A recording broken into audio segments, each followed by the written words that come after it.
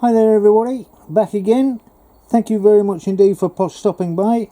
I hope this is going to be useful to you. I would believe it is. As you can see, we've done 17 kilowatt hours so far. We're all ready to go.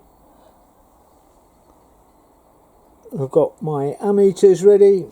They're connected far end battery and near end battery.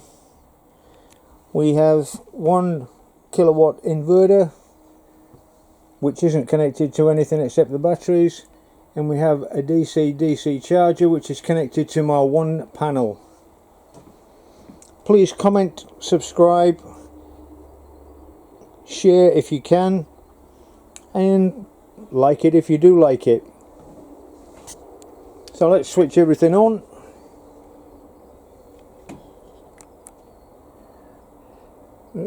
$13.88 and $13.06, and we're currently drawing a total of 2 watts, 0.2 watts. Everything's switched off, so I'm now going to switch on this big chunky fan which has got 3 speeds.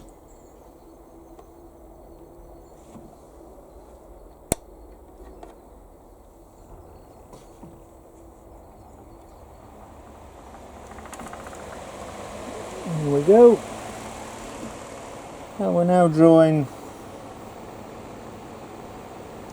76 watts. Instantly the batteries at this end have started to drop. Batteries at that end have started to go up, but not by enough. So I'll disable that.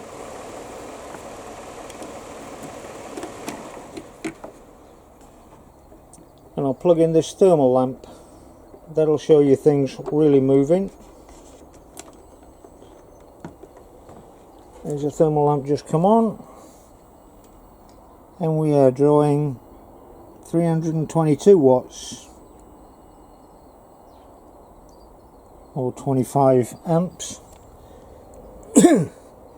This end is really dropping down to 1332. That end is really going up, 1323. And the only thing that's plugged in is a single solar panel with 250 watts on a really cloudy day. So I finished this charge transfer last night, and I'm now beginning the opposite charge transfer. So by the time I finish, that will be up at 14.6, and this fella will probably finish at rest at around about 1320 at rest. I hope this has been useful.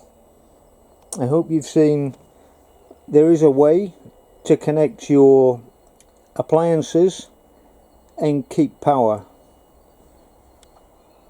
I've tried very hard to explain to people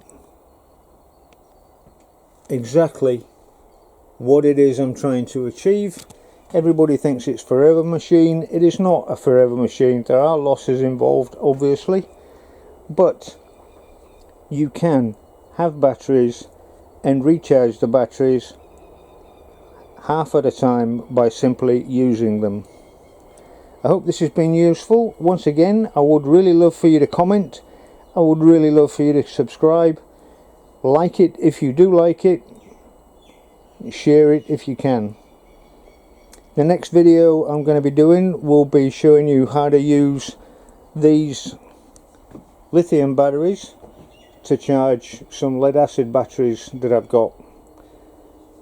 That I'm sure you'll find interesting for anybody who's got lead acid sitting around at home and they don't know what to do with them.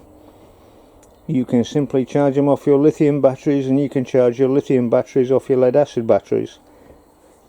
Anyway, thank you very much indeed. It's been a pleasure, and as I've already mentioned, Like, share, subscribe, and most important, comment. I guarantee I will answer all comments. Thank you. Bye bye.